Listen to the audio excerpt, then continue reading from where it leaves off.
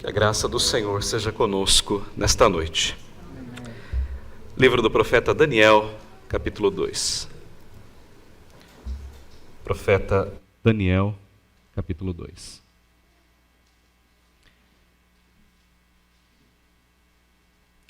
Nós não faremos a leitura de todo o capítulo agora. Nós faremos uma leitura compassada, de blocos em blocos. Mas agora eu quero destacar alguns versículos que darão base ao tema da mensagem desta noite. Daniel capítulo 2. Acompanhe comigo a leitura do verso 18. Para que pedissem misericórdia ao Deus do céu. Final do versículo 19. Daniel bendisse o Deus do céu. Versículo 28. Mas há um Deus no céu. Versículo 37. Tu, ó Rei, Rei de reis, a quem o Deus do céu conferiu o reino. Versículo 44. Mas, nos dias destes reis, o Deus do céu suscitará um reino que jamais será destruído. O tema da mensagem desta noite é: mantenha o seu foco no Deus do céu. Vamos orar. Bendito Deus e nosso Pai, nós te adoramos porque Tu és o nosso Deus, o Deus que habita o céu dos céus, o Deus que a tudo governa, o Deus que dirige o tempo, as pessoas e as circunstâncias do mundo. Tu és o Deus que cuida do Teu povo de maneira muito especial. E é o Senhor que nós recorremos nessa noite, pedindo que o Senhor nos abençoe, falando ao nosso coração, ajudando-nos a compreender a Tua palavra, fazendo com que essa palavra gloriosa seja guardada no nosso coração. Ó Deus bendito, abençoa e usa o Teu servo como um instrumento especial nas Tuas mãos. Que ele fale do Deus do céu para o povo da terra, em nome de Jesus. Amém. Você se lembra que no capítulo 1, Daniel, ele foi capturado, ele e toda a nação de Judá foram levados para a Babilônia pelo rei Nabucodonosor. Daniel tinha cerca de 14 anos, então era um adolescente. Ao chegar na Babilônia, Daniel e seus amigos têm seus nomes mudados, nomes que antes exaltavam o Deus do céu, agora adoram os deuses da Babilônia. Daniel passou no primeiro teste, sem dúvida. O nome foi trocado, mas ele manteve a sua fé. Nabucodonosor lançou então o segundo teste, o teste da comida. Daniel e seus amigos e todos os jovens de Judá deveriam comer do banquete do rei, mas Daniel preferiu não se contaminar com as finas iguarias. E ele então dependeu plenamente de Deus, da graça de Deus, daquilo que Deus lhe daria e não daquilo que o rei Nabucodonosor lhe daria. Daniel e seus amigos passaram no teste e foram honrados. Foram colocados entre os sábios da Babilônia, os homens mais sábios. Mas então o tempo passou e nós chegamos ao capítulo 2. E o capítulo 2 então nos fala de um sonho que o grande imperador, o rei Nabucodonosor, teve. E Daniel é chamado a interpretar esse sonho, já que ninguém mais o podia. Então é para essa história que nós vamos olhar hoje à noite. E o tema da mensagem é: mantenha o seu foco no Deus do céu. A primeira lição que nós vamos aprender nesta noite: ore ao Deus do céu. Ore. Acompanhe a leitura a partir do verso 1. No segundo ano do reinado de Nabucodonosor, teve este um sonho. O seu espírito se perturbou e passou-lhe o sono. Isso acontece com a gente de vez em quando, né? A gente acorda no meio de um sonho e o sono passa. Ele foi dormir pensando no futuro da Babilônia. Embora o texto não diga aqui, ele vai dizer bem lá na frente. Ele estava pensando no futuro. Ele dormiu. Ele teve um sonho. E o sonho era tão forte que ele perdeu o sono. Então o que ele fez? Então o rei mandou chamar os magos, os encantadores, os feiticeiros e os caldeus. Esses homens eram profissionais da interpretação. Eles trabalhavam para o rei interpretando os seus sonhos. Eles eram pagos para isso. Então o rei mandou que eles fossem chamados, para que declarassem ao rei quais lhe foram os sonhos. Eles vieram e se apresentaram diante do rei. Disse-lhes o rei: tive um sonho, e para sabê-lo está perturbado o meu espírito. Os caldeus disseram ao rei em aramaico. O aramaico era a língua internacional, era a língua falada daqueles dias. Ó rei, vive eternamente. Então o rei diz o sonho aos teus servos e daremos a interpretação. Respondeu o rei e disse aos caldeus: uma coisa é certa, se não me fizerdes saber o sonho e a sua interpretação, sereis despedaçados e as vossas casas serão feitas monturo. Em outras palavras, vocês serão mortos e as suas casas e famílias destruídas. Mas, se me declarardes o sonho e a sua interpretação, então recebereis de mim dádivas, prêmios e grandes honras. Portanto, declarai-me o sonho e a sua interpretação. O que é que o rei está pedindo? Duas coisas: que eles contassem o sonho e que eles dessem a interpretação do sonho. Simples, não é? Verso 7. Responderam segunda vez e disseram: diga o rei o sonho a seus servos, e lhe daremos a interpretação. Rei, você não entendeu. A gente está aqui para interpretar, o nosso trabalho é interpretar. Conte o sonho e daremos a interpretação. Acho que o senhor não entendeu alguma coisa. Tornou o rei e disse: bem percebo que quereis ganhar tempo, porque vedes que o que eu disse está resolvido. Isto é, se não me fazeis saber o sonho, uma só sentença será vossa. Pois combinastes palavras mentirosas e perversas para as proferirdes na minha presença, até que se mude a situação. Eu sei que vocês combinaram entre vocês. Eu vou dizer aqui o sonho e vocês vão combinar em alguma coisa e vão me dar a resposta. Vocês acham que eu sou bobo? Eu sei quem vocês são. Portanto, dizei-me o sonho e saberei que podeis também dar a interpretação. Se vocês me contarem um sonho, a interpretação é fácil. Digam-me o sonho. Responderam os caldeus, na presença do rei, disseram: não há mortal sobre a terra que possa revelar o que o rei exige. Não há. Pois jamais houve rei, por grande e poderoso que tivesse sido, que exigisse semelhante coisa de algum mago, encantador ou caldeu. Rei, o que o senhor está pedindo é impossível. Nunca nenhum rei na história pediu isso.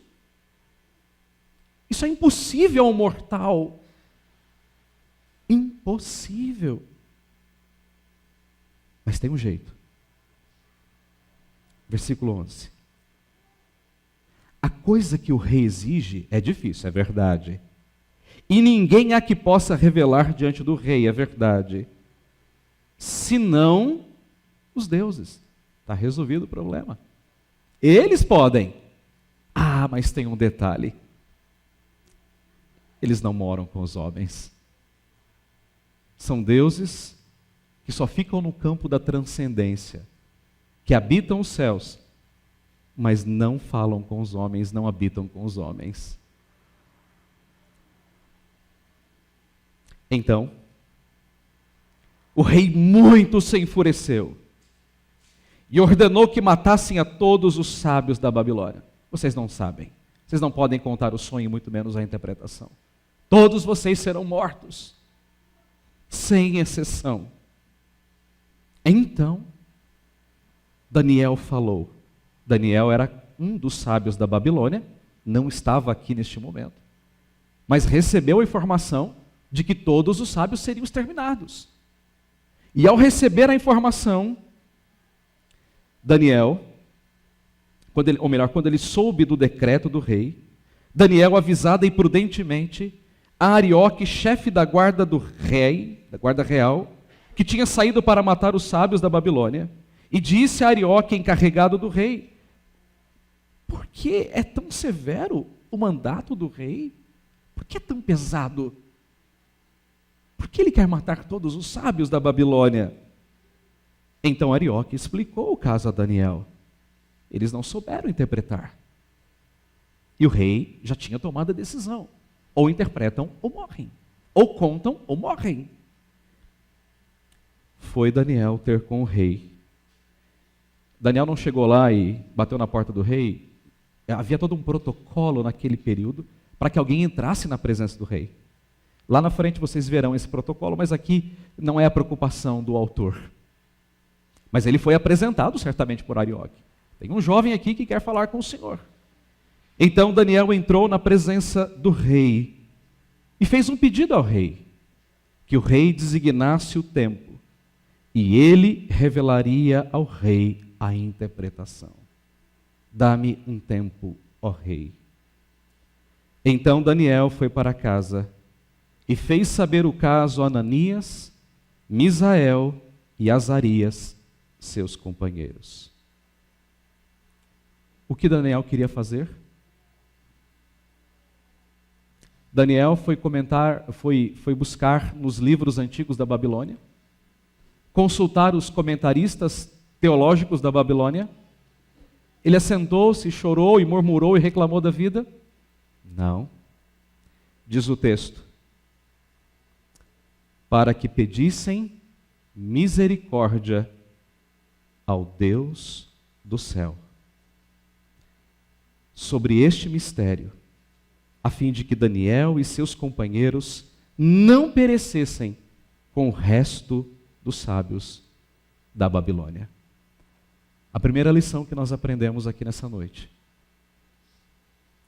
é que nos momentos mais difíceis da nossa caminhada, aqueles momentos que nós não sabemos o que fazer, nós precisamos orar. Orar, orar. Ontem fui pregar numa igreja na zona norte de São Paulo, uma igreja do meu antigo presbitério. É uma igreja que deve ter cerca de 200 membros. Uma igreja que foi pastoreada por dois pastores queridos, o reverendo Mário, que foi pastor da Jaque, lá no Brás, há muitos anos. Muitos na Jaque, muitos anos atrás. Um pastor amado e querido. Ele já é jubilado. Essa igreja tem uma propriedade lá na Zona Norte, numa rua bem estreitinha. E a igreja foi crescendo, e eles não podiam mais colocar os carros nas ruas, ou melhor, na rua, porque era muito estreita. A prefeitura não permitia mais. Então eles tiveram que buscar um terreno para alugar, e alugaram. Depois de um tempo, o dono do terreno disse: agora o preço do aluguel é o dobro. E eles começaram a orar, porque sabiam que o dono do terreno, que era um português, jamais venderia o terreno. Outras pessoas tentaram comprar o terreno, mas ele não quis vender. E um dia, depois de muito tempo de oração, o pastor foi conversar com o dono do terreno, um português. E eles ficaram amigos, tomaram alguns cafés e o português resolveu vender o terreno e disse: o preço é 1 milhão. Quando ele fez o levantamento dos valores de taxas e transferências, ele disse: não vai dar 1.250.000. A igreja fez um pedido, a igreja presbiteriana, a junta patrimonial, e a igreja então emprestou para aquela igreja 1.250.000 reais para pagarem em 10 anos. E eles compraram o terreno e foram pagando. Só tem um detalhe. A igreja está num lote aqui, eles compraram um terreno aqui, e no meio tem uma casa. Um dia, eles estavam, os donos da casa estavam tão irritados com a igreja, reclamando tanto do barulho. E é estranho, porque nós presbiterianos não somos barulhentos. A igreja teve que aumentar o muro. E aumentou. E aumentou porque um dia, a filha do casal jogou uma pedra pela janela e acertou num dos coralistas. Então, se você é coralista, nunca cante do lado da janela, isso é um perigo. Aqui não tem janela, que bom. A mãe foi 3 dias depois, entrou na reunião do conselho, pediu perdão e disse assim: eu estou jogando na Sena e na Loto toda semana, porque eu quero ganhar na Sena e vocês vão sumir daqui.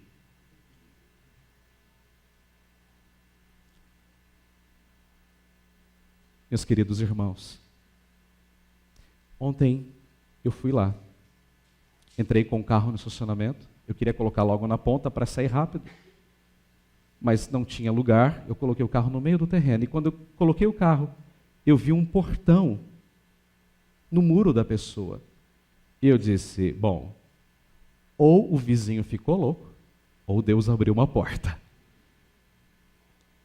E eu entrei pelo portão, meio assim, vai que eu dou de cara com o vizinho com 38 na mão. Eu vi um barulho e fui em direção ao barulho, encontrei o diácono Paulinho. Pastor André! Paulinho! O que aconteceu aqui? Pastor, nós compramos a casa. É sério? Sim, pastor. E por quanto? Por R$1 milhão. Eu disse: como? Ele disse: pastor, só um milagre explica isso. Nós estamos orando por isso há muito tempo. Agora a igreja tem a sua propriedade, a casa e um terreno. Mais de 1.000 metros quadrados. E como é que eles conseguiram isso? Orando ao Deus do céu. Se nós não aprendermos a orar, como queremos desfrutar das bênçãos de Deus, irmãos?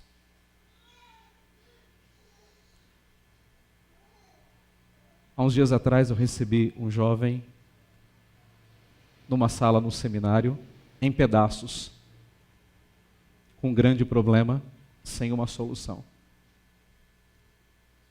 E ele disse: pastor, eu não sei mais o que fazer.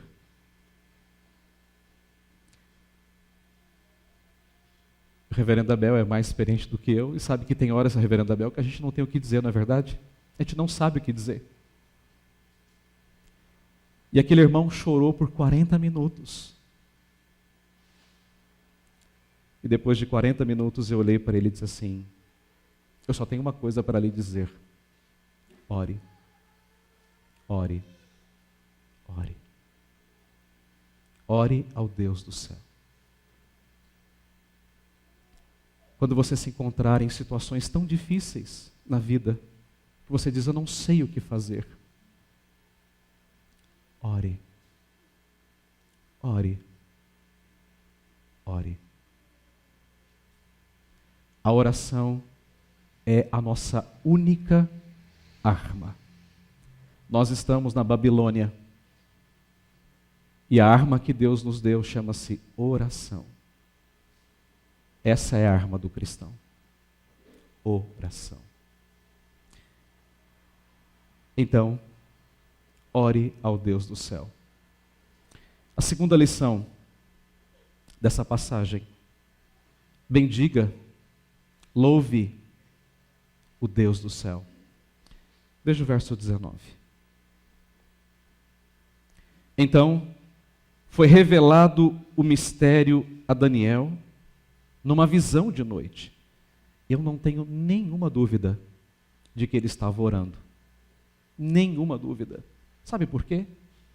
Porque Deus faz coisas grandes enquanto nós estamos orando. Sabia disso? Você se lembra quando Jesus subiu ao Monte da Transfiguração e o rosto dele ficou brilhando? Lembra disso? Sabe o que ele estava fazendo? Orando. Você se lembra quando Pedro estava naquela prisão, o anjo veio e as portas foram se abrindo automaticamente e Pedro foi passando? Lembram disso? O que a igreja estava fazendo? Orando. Coisas grandes acontecem quando nós estamos orando. Deus nos dá respostas enquanto nós oramos. Lembra do Salmo 13? O salmista diz assim: Senhor, até quando se erguerá contra mim o meu inimigo? Até quando, Senhor? Até quando? Até quando? Até quando? E ele está orando. E no final do Salmo 13 ele diz assim: no tocante a mim, eu confio na tua graça. Cantarei ao Senhor, porquanto me tem feito muito bem. Deus respondeu à oração enquanto ele orava. Então, foi revelado o mistério a Daniel numa visão de noite. E o que Daniel fez? Daniel bendisse o Deus do céu. Bendizer significa louvar, falar bem, cantar ao Senhor. E o que é que ele cantou? Olha que coisa linda. Esse é o trecho mais lindo do capítulo 2. Disse Daniel: seja bendito o nome de Deus. Seja louvado o nome de Deus. E agora ele vai dar uma série de razões para louvarmos o nome de Deus, de eternidade a eternidade, porque dele é a sabedoria e o poder. Seja bendito o nome de Deus de eternidade a eternidade, porque dele é a sabedoria e o poder. Daniel aqui nos fala de alguns atributos de Deus. O Deus que está acima de todo o tempo. O Deus que não se prende ao tempo. Por isso tem que ser louvado de eternidade a eternidade. Deus é atemporal. Ele é o Senhor sobre todas as coisas, inclusive sobre o tempo. Mas Daniel diz: porque dele é a sabedoria e o poder. A ciência evoluiu tanto, não é verdade? Aquilo que antigamente era uma doença grave, hoje é tão simples ser resolvida. Na época dos nossos avós, as pessoas morriam cegas porque tinham catarata. Hoje, numa cirurgia de 15 minutos, aquela escama que cobre a retina é retirada e a pessoa passa a enxergar. E quem dá sabedoria aos homens? O Deus dos céus. Mas Daniel também fala do poder de Deus, do poder que governa todas as coisas, do poder que dirige cada situação desse universo. Eu sempre gosto de pensar que eu estou na terra. Eu não gosto muito de morar no alto. Quando eu me mudei para cá, o corretor me disse: tem 2 apartamentos à venda, no 25º e no 1º. Eu não pensei, falei, nem quero olhar para o 25º. Não, mas vamos lá para você conhecer. Falei, olha, meu amigo, eu sei que eu não vou comprar por 2 razões. Primeiro, porque eu não gosto de altura, e mesmo se eu tivesse dinheiro eu não compraria. Eu sei que é caro. Quanto mais alto, mais caro. Mas subi. Aí entramos na sala, e eles: vem até a sacada. Falei, jamais. O máximo que eu fui até aquela porta que divide a porta da sala para a sacada. Detesto a altura. Quanto mais no chão, para mim, é melhor. Mas se nós pararmos para pensar, nós moramos num planeta que não está em cima de nada. Já parou para pensar nisso? o nosso planeta não está em cima de nada, de um vácuo, mas ele gira, gira, gira perfeitamente em torno de si mesmo. E ele gira, gira perfeitamente em torno do Sol. De tal maneira que as estações funcionam perfeitamente. Primavera, verão, outono e inverno. Você tem noite, dia e noite, 24 horas, 365 dias por ano. Sabe por quê? Porque Deus é quem sustenta todas as coisas. Veja o que Daniel ainda diz. Esse Deus é tão poderoso, porque Ele muda o tempo, e Ele muda as estações. Então Deus faz chover quando está seco, e faz ficar seco quando chove. Deus traz verão ao inverno, inverno no verão. Mas Deus faz mais do que isso. Ele remove reis e estabelece reis. Deus põe e Deus tira. Não existe nenhum governante no mundo que não ocupe o seu cargo fora da vontade de Deus. Ninguém, absolutamente ninguém. Nenhum rei, nenhum presidente está no seu cargo por vontade própria. Porque toda autoridade é instituída por Deus. Mas então Daniel continua dizendo: é Ele quem dá sabedoria aos sábios. É Ele quem dá entendimento aos inteligentes. Deus faz todas essas coisas. Ninguém faz nada de si mesmo. Deus faz todas as coisas. Deus é o Senhor do tempo. Deus é o Senhor da sabedoria. Deus é o Senhor do poder. Deus põe, Deus tira, Deus muda. Em outras palavras, Deus faz o que Ele quer, porque Deus é Deus. Deus não é como um relojoeiro que simplesmente dá corda no relógio e deixa aquele relógio trabalhar. Deus não está simplesmente assentado no trono da sua glória, vendo as coisas passarem aqui embaixo. Deus está reinando de geração em geração.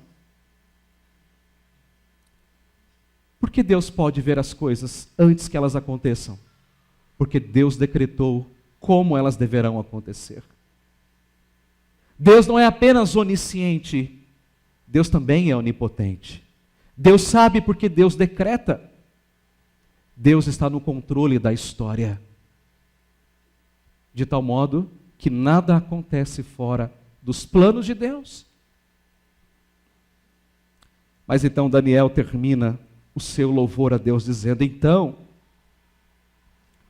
a Ti, ó Deus, de meus pais, eu te rendo graças e te louvo, porque me deste sabedoria e me deste poder. E agora me fizeste saber o que te pedimos, porque nos fizeste saber este caso do rei. Daniel está dizendo: Senhor, louvado seja o teu nome, porque é o Senhor quem dá sabedoria, é o Senhor quem dá entendimento em todas as coisas. Toda glória seja dada ao nome do Senhor. Meus queridos irmãos, muitas vezes as nossas orações são tão pobres em louvar o nome de Deus. Muitas vezes nós queremos começar as nossas orações pedindo a Deus, ao invés de exaltá-lo, ao invés de nos lembrarmos quem Ele é e o que Ele faz. Você já enfrentou dias que você está meio, para usar aqui uma palavra moderna, meio down, meio para baixo? Não há dias assim na nossa vida, há dias assim, não é? Você diz assim: hoje eu levantei com o pé esquerdo. Parece que tudo dá errado na vida. Já tem essa impressão daquele dia ruim, o dia D? Como isso é ruim, não é? Olha, parece que hoje as coisas vão de mal a pior. Há um remédio para isso. Lembre-se de quem Deus é e lembre-se do que Deus faz.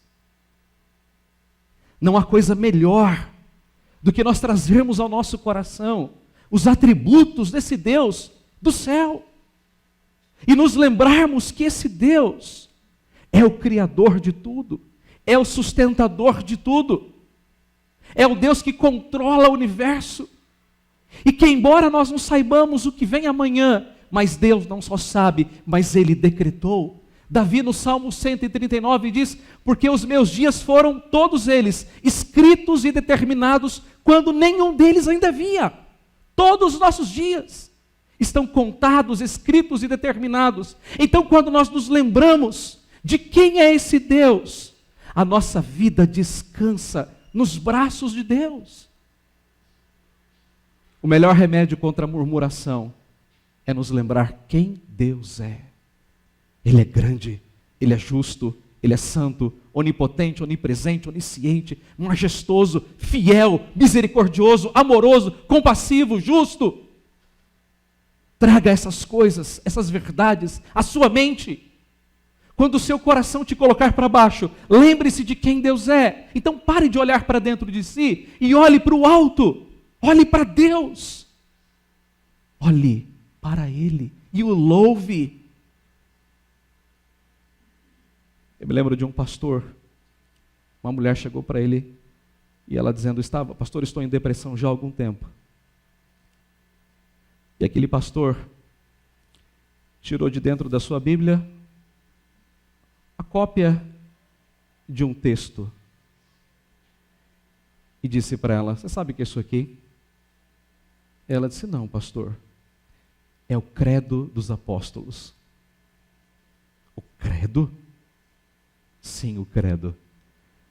Você vai colocar isso na sua bolsa e você vai ler isso várias vezes ao dia, para que você traga à sua memória quem é Deus. Eu creio em Deus Pai Todo-Poderoso, que é o que, irmãos? Criador dos céus e da terra. Olha que lindo isso. Eu creio. Por isso que é credo. Credo quer dizer eu creio. Eu creio nisso. Isso já não traz um conforto para o nosso coração. Eu creio num Deus Todo-Poderoso, Criador dos céus e da terra. Mas termina aí? Não. Eu creio em Jesus Cristo, nosso Senhor, que foi concebido por obra do Espírito Santo. Nasceu da Virgem Maria, que padeceu sob o poder de Pôncio Pilatos, que foi crucificado, morto e sepultado, desceu ao Hades, a mansão dos mortos, ressuscitou ao terceiro dia, subiu aos céus, está sentado à destra de Deus Pai Todo-Poderoso. Então isso significa que Ele está lá orando por nós e intercedendo por nós. E Ele virá para julgar os vivos e os mortos. Então, quando você estiver naquela situação, dizendo: meu Deus, quanta injustiça, Ele virá julgar a sua causa. Mas eu também creio no Espírito Santo que habita em mim. Eu creio na Santa Igreja de Cristo, na Igreja Apostólica. Eu creio nessa comunhão dos santos. Eu creio no perdão dos pecados. Eu já estou perdoado. Eu creio na ressurreição da carne. Ainda que eu esteja doente e morrendo, eu creio que um dia eu me levantarei do pó da terra, como disse Jó, e com os meus olhos eu verei a Deus como Ele é. Eu creio na vida eterna. Amém. Isso faz sentido para você? Que tal se você começar a ler o credo todos os dias? Bendiga o Deus do céu. A terceira lição: honre o Deus do céu. Do verso 24 em diante. Por isso Daniel foi ter com Arioque, ao qual o rei tinha constituído para exterminar os sábios da Babilônia. Entrou e lhe disse: não mates os sábios da Babilônia. Introduze-me na presença do rei e revelarei ao rei a interpretação. Então Arioque depressa introduziu Daniel na presença do rei e lhe disse: achei um dentre os filhos dos cativos de Judá, o qual revelará ao rei a interpretação. Respondeu o rei e disse a Daniel, cujo nome era Beltesazar, o nome pagão: podes tu fazer-me saber o que vi no sonho e a sua interpretação? Você pode, Daniel? Que resposta tremenda de Daniel. Respondeu-lhe Daniel na presença do rei e disse: o mistério que o rei exige, nem encantadores, nem magos, nem astrólogos o podem revelar ao rei. Então, rei, de fato, os sábios da Babilônia acertaram. Eles estavam certos. De fato, ninguém pode mesmo. Mas eu quero que você note o contraste que existe aqui. Mas, sempre que você ler na Bíblia um mas, um porém, fique muito ligado, porque ou coisa boa ou coisa ruim vem pela frente. Mas aqui vem coisa boa. Mas há um Deus no céu. Que lindo isso, não é? Agora veja o restante. O qual revela mistérios, pois fez saber ao rei Nabucodonosor o que há de ser nos últimos dias. O teu sonho e as visões da tua cabeça, quando estavas no teu leito, são estas. Note o contraste. Lembra do verso 11, quando os sábios disseram: ninguém pode revelar o teu sonho. Só os deuses, mas tem um problema. Eles não habitam com os homens. Veja a resposta de Daniel: tem um Deus. E esse Deus pode. Esse Deus pode. E ele vai revelar ao rei o sonho e a interpretação do sonho. Vamos olhar então para a revelação.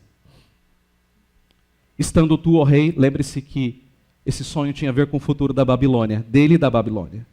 Estando tu, ó rei, no teu leito, surgiram-lhe pensamentos a respeito do que há de ser depois disso, depois deste tempo.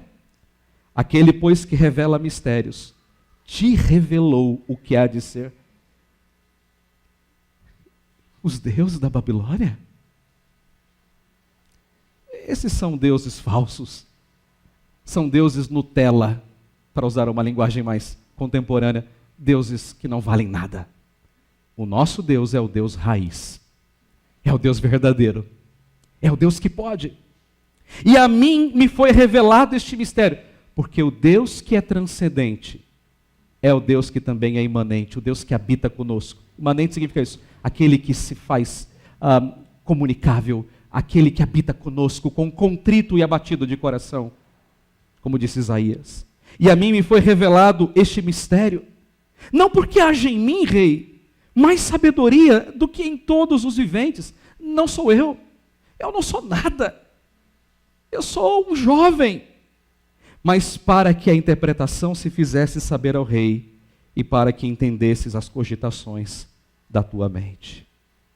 Tu, ó rei, estavas vendo, e eis aqui uma grande estátua, esta que era imensa e de extraordinário esplendor. Estavam em pé diante de ti, e a sua aparência era terrível, era uma grande estátua. A cabeça era como de fino ouro, o ouro mais puro, o peito e os braços de prata, o ventre e os quadris de bronze, as pernas de ferro, os pés em parte de ferro e em parte de barro, era um misto.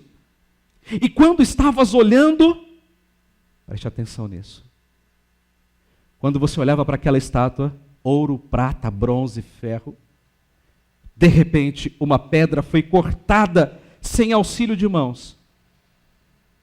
Eu espero que você nunca tenha essa experiência, tenha passado e nunca passe por isso. Mas certamente você já viajou aqui muitas vezes para o litoral paulista, em algum lugar, e pegou uma dessas estradas dos Tamoios, essas rodovias assim, não é? Cheio de serra e curva para cá e curva para lá. De repente você passa e uma pedra do nada sai e cai na estrada. Espero que você nunca tenha passado por isso. Mas uma pedra, por menor que seja, caindo a 10, 15 metros de altura, pode fazer um grande estrago. Um grande estrago. Outro dia, nós estávamos indo para Bertioga e teve aqui um desbarrancamento que cobriu metade da estrada. Imagine se aquilo cai sobre um carro. Seria uma grande tragédia. A visão que Daniel tem é de uma pedra que foi cortada sem o auxílio de mãos, ela veio de um alto. Veja essa imagem, a estátua está lá, e uma montanha, e essa pedra foi cortada, e ela veio rolando, e ela feriu a estátua nos pés de ferro e de barro, e os esmiuçou, destruiu os pés. O fundamento, pé é fundamento. Então, foi juntamente esmiuçado ferro, barro, bronze, a prata, o ouro, ou seja, tudo foi destruído, os quais se fizeram como palha das eiras no estio, e o vento levou. Essa cena de filme, não é? E o vento levou. E deles não se viram mais vestígios. Destruído. Sobrou nada. Nada. Absolutamente nada. Agora veja. Mas a pedra que feriu a estátua se tornou em grande montanha. Então ela cresceu, que encheu toda a terra. Você consegue imaginar essa cena? Uma estátua, uma pedra que é cortada, esmiuça os pés, toda a estátua cai, ela se dispersa, ela se dissipa com o vento, e aquela pedra, ela cresce e se torna uma montanha que ocupa toda a extensão da terra. Essa é a imagem, este é o sonho de Nabucodonosor. Não é isso que diz o verso 36? Este é o sonho. Mas agora, rei, para que o Senhor tenha certeza de que o Deus que me deu essa revelação é Ele mesmo, eu vou contar para o Senhor a interpretação do sonho. Então vamos para a interpretação, versículo 37. Tu, ó rei, rei de reis, a quem o Deus do céu conferiu o reino, o poder, a força e a glória. O que Daniel está fazendo aqui? Daniel está dizendo assim: eu não posso nada, mas há um Deus que pode todas as coisas. O Senhor só ocupa a sua função de rei, porque há um Deus no céu que te colocou no seu lugar. Então o que Daniel está dizendo ao rei, olhe para ele. Ele é o soberano dos soberanos. Nunca se esqueça disso, Nabucodonosor. Mas o texto diz: a cujas mãos foram entregues os filhos dos homens, onde quer que eles habitem. O Senhor é o grande imperador, e os animais do campo, e as aves do céu, para que dominasse sobre todos eles. Tu és a cabeça de ouro. O Senhor é o chefe. Depois de ti, preste atenção nisso, se levantará outro reino, inferior ao teu, e um terceiro reino de bronze, o qual terá domínio sobre toda a terra. O quarto reino será forte como ferro, pois o ferro a tudo quebra e esmiuça, como o ferro quebra todas as coisas, assim ele fará em pedaços e esmiuçará tudo. Então, rei, quanto ao que viste dos pés e dos artelhos, em parte de barro, de oleiro e em parte de ferro, será esse um reino dividido. Contudo, haverá nele alguma coisa de firmeza de ferro, pois que viste o ferro misturado com o barro de lodo. Com os artelhos eram em parte de ferro, em parte de barro. Assim, por uma parte, o reino será forte, e por outra será frágil. Quanto ao que viste do ferro misturado com o barro de lodo, misturar-se-ão mediante casamento, mas não se ligarão um ao outro, assim como o ferro não se mistura com o barro. Agora veja, a moral da história, verso 44. Mas, nos dias desses reis que vão te suceder, o Deus do céu suscitará um reino que não será jamais destruído, e esse reino não passará a outro povo, esmiuçará e consumirá todos esses reinos, mas ele mesmo subsistirá para sempre. Como viste que do monte foi cortada uma pedra do alto, sem auxílio de mãos, e ela esmiuçou o ferro, o bronze, o barro, a prata e o ouro. O grande Deus fez saber ao rei o que há de ser futuramente. Rei, eis o sonho, e fiel à sua interpretação. Qual é a lição? Daniel honrou o Deus do céu. Daniel não poderia ter dito para o rei: eu estou aqui para contar o sonho e a interpretação. Ele poderia ter feito isso. Mas o que Daniel fez? Há um Deus que pode revelar o sonho. O que Daniel fez foi dar a Deus toda a honra, toda a glória e todo o louvor. E qual é a lição que nós extraímos daqui? Quando coisas grandes ou coisas pequenas Deus fizer na sua vida, lembre-se de dar a Ele toda a glória e toda a honra. Você só pode trabalhar porque Deus te dá saúde. Você só pode estudar porque Deus te dá inteligência. Você só pode ganhar dinheiro porque Deus te dá capacidade para isso. Eu só posso pregar a Bíblia porque Deus me dá graça para isso. Eu preguei esse mesmo sermão a convite do capelão na sexta-feira no seminário. Era o treino para hoje.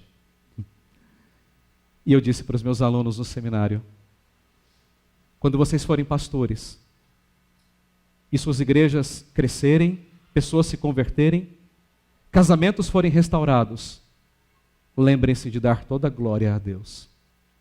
Não a nós, Senhor, não a nós, Senhor, mas ao teu nome da glória, por amor da tua misericórdia. Então ontem, quando estava na igreja da Vila Nilo, depois de ter passado por aquela passagem secreta, me deram a palavra para trazer a mensagem, eu falei do impacto que eu tive. E dei a mensagem, acabou o trabalho, eu fui à porta cumprimentar os irmãos. E 3 presbíteros me cercaram e disseram: pastor, só uma palavra que pode resumir o que Deus tem feito aqui. Numa igreja de quase 200 membros, uma igreja humilde, simples, mas que comprou um terreno e uma casa de R$2.250.000. Só existe uma palavra, e essa palavra é milagre. Dê a glória a Deus. Dê a glória a Deus. Quando Jesus curou 10 leprosos, quantos voltaram? Quantos? E o que é que ele fez? Agradeceu. Você tem dado glória a Deus na sua vida? Você tem honrado o nome do Senhor? Vamos para o final da mensagem, para o último ponto. A última mensagem, ou melhor, a última lição. Descanse no Deus do céu. Veja o que acontece a partir do verso 46. Então o rei Nabucodonosor se inclinou e se prostrou o rosto em terra perante Daniel e ordenou que lhe fizessem oferta de manjares, muita comida, um banquete e suaves perfumes. Então esses que a gente compra não se comparam com aqueles da Babilônia. Lá não tinha Natura não, viu gente? Nem Avon. Eram os melhores perfumes que o homem poderia conhecer. Disse o rei a Daniel: certamente o vosso Deus é o Deus dos deuses, e o Senhor dos reis, e o revelador de mistérios, pois pudeste revelar este mistério. Nabucodonosor não se prostrou diante de Daniel para adorá-lo. Daniel jamais aceitaria isso. Jamais. Mas era uma expressão de dizer, como se ele estivesse dizendo: eu estou adorando não a você, Daniel, mas ao Deus que você serve. O Senhor dos senhores, o Deus dos deuses, aquele que governa o mundo, aquele que pode revelar todas as coisas, porque ele decretou todas as coisas. Então o rei engrandeceu a Daniel e lhe deu muitos e grandes presentes, imagino coisas finíssimas, e pôs por governador de toda a província da Babilônia, como se fosse um primeiro-ministro, a pessoa mais importante depois do rei, para governar toda a Babilônia. Imagine quantas pessoas estavam ali na Babilônia e queriam aquilo tantos anos. Sabe aquele funcionário de carreira que está lá? E de repente um outro que chega agora é promovido. Daniel foi promovido ao homem mais importante da Babilônia depois do rei. Mas ele também se tornou chefe supremo, e aqui doeu, dos sábios da Babilônia. O primeiro-ministro e o chefe dos sábios. Isso deve ter doído muito neles. Muito. Então, verso 49. A pedido de Daniel, constituiu o rei a Sadraque, Mesaque e Abidnego, lembram seus amigos, sobre os negócios da província da Babilônia, como se fossem subchefes, pessoas como se fossem subgerentes, capazes e responsáveis por organizar os negócios em toda a Babilônia. Agora veja, Daniel, porém, permaneceu na corte do rei. Daniel poderia não ter aceitado? Poderia. Ele não poderia ter dito para o rei, não, eu não quero. Tá bom aqui na minha posição. Me deixa quietinho no meu cantinho. Mas ele aceitou. Sabe por quê? Porque ele descansou na soberania de Deus. E quando nós descansamos na soberania de Deus, nós deixamos Deus conduzir as coisas na nossa vida. Não adianta ficarmos agitados. Não adianta ficarmos ansiosos. Precisamos descansar e deixar Deus conduzir a nossa história dia após dia. Lembrando que Deus sempre tem um propósito. Não foi à toa que Daniel se tornou o primeiro-ministro da Babilônia. Ele era o homem para influenciar a Babilônia e para abençoar o seu povo. Deus sempre tem um propósito quando Deus nos coloca em certos lugares. Você diz assim, pastor, eu estou no emprego que eu detesto. Já parou para perguntar se Deus não tem um propósito de te usar ali? Para proclamar o amor de Cristo a alguém? Pastor, eu tenho um vizinho que é terrível, chato. Você já parou para pensar se você não está ali com um propósito de levar aquela pessoa ao amor de Cristo? Pense nas oportunidades que Deus te dá e descanse nelas. Mas deixe-me concluir o sermão dessa noite. Mantenha o seu foco no Deus dos céus. Ore ao Deus do céu. Louve o Deus do céu. Honre o Deus do céu e descanse no Deus do céu. Mas tem uma pergunta que precisa de uma resposta. Não tem? Tem.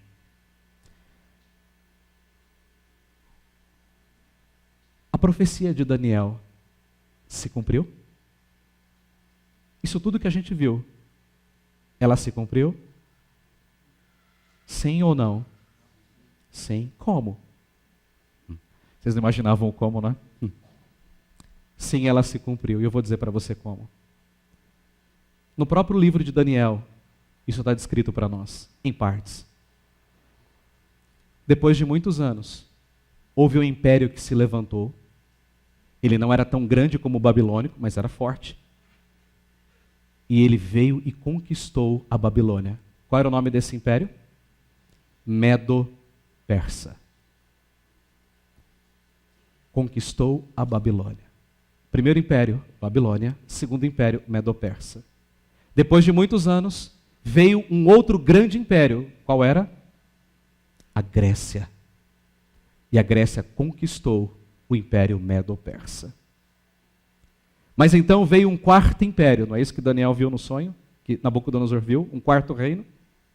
Que reino era esse? Roma. Roma destruiu e conquistou a Grécia. Isso foi quando? Um pouco antes de Cristo nascer. Mas então, quando os romanos se achavam fortes, lá de cima veio uma pedra. E essa pedra destruiu todos os impérios. Veja o verso 44. Mas nos dias desses reis, de todos eles, Nabucodonosor, Ciro, Dario, todos eles, Alexandre o Grande, todos eles, o Deus do céu suscitará um reino que não será jamais destruído. Jamais. E este reino não passará para outro povo. Esmiuçará e consumirá todos os reinos, mas ele mesmo subsistirá para sempre. Que reino é esse, irmãos? O reino de Cristo. Nós fazemos parte do reino de Cristo. Cristo já destruiu todos os impérios desse mundo. Nabucodonosor passou. Dario passou, Ciro passou, Alexandre o Grande passou, Henrique VIII passou, Hitler passou, Stalin passou, Mussolini passou, Elizabeth II está passando. Está difícil. Quando a gente acha que ela vai, ela ainda fica um pouquinho. Aquela mulher é firme demais, é impressionante. Mas ela vai passar. Todos os reinos passarão, mas o reino de Cristo permanecerá para todo sempre. Você faz parte desse reino. Se você faz parte dele, você já reina com ele. Mas eu quero te mostrar uma última coisa, para que isso tudo faça sentido para nós essa noite. Abra sua Bíblia em Lucas capítulo 20. Jesus contou uma parábola. A parábola dos lavradores maus. Que parábola é essa? Fique comigo um pouquinho mais, se você vai entender. Um senhor arrendou a sua vinha para os trabalhadores. E ele viajou por um tempo, e depois ele mandou alguém para acertar as contas, pegaram a renda, a parte dele, mataram aquela pessoa. O senhor mandou outro, mataram aquele outro. E ele mandou outro e mataram aquele outro. Então o que ele fez? Vão mandar o meu filho. E o que eles fizeram? Levaram o filho para fora da vinha e mataram o filho. Então aquele senhor disse assim, ok, então nós vamos exterminar agora todos os lavradores e vamos dar a vinha para outros lavradores. E Jesus então termina a parábola dizendo assim, Lucas 20, verso 17. Mas Jesus, fitando-os, disse, olhando para eles, que quer dizer, pois, o que está escrito? A pedra que os construtores rejeitaram, esta veio a ser a principal pedra angular. Todo o que cair sobre esta pedra ficará em pedaços, e aquele sobre quem ela cair ficará reduzido a pó. Ou você está fundamentado na pedra, que é Cristo, ou você será esmagado pela pedra que é Cristo.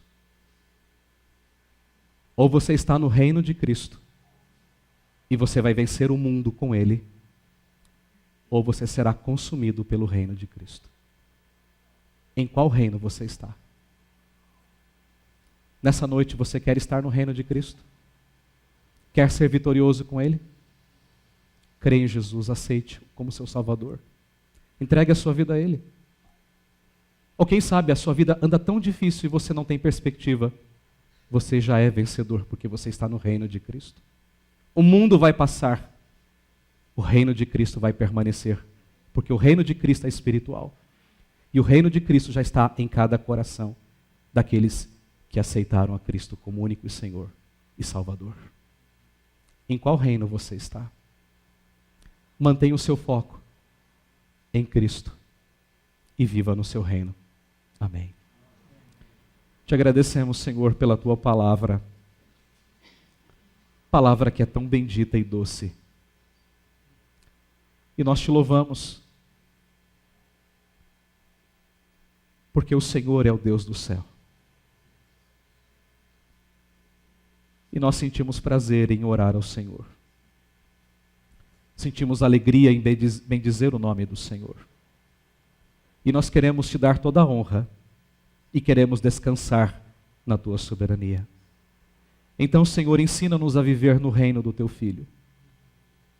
Ajuda-nos a nos lembrar, Senhor, que nós não pertencemos a este mundo, porque nós pertencemos a um reino que é espiritual. E esse reino espiritual, Jesus é o Senhor dele e Rei dele. E porque Jesus, que é a pedra angular, já venceu, nós também venceremos com Ele. O mundo não há de nos sucumbir. O mundo não há de nos destruir, porque Jesus já venceu por nós na cruz do Calvário. O seu reino é eterno. Nunca jamais será destruído. E nós louvamos o teu nome, porque nós estamos no reino do teu Filho Jesus Cristo. Ajuda-nos a olhar para Ele, o autor e consumador da nossa fé. Amém.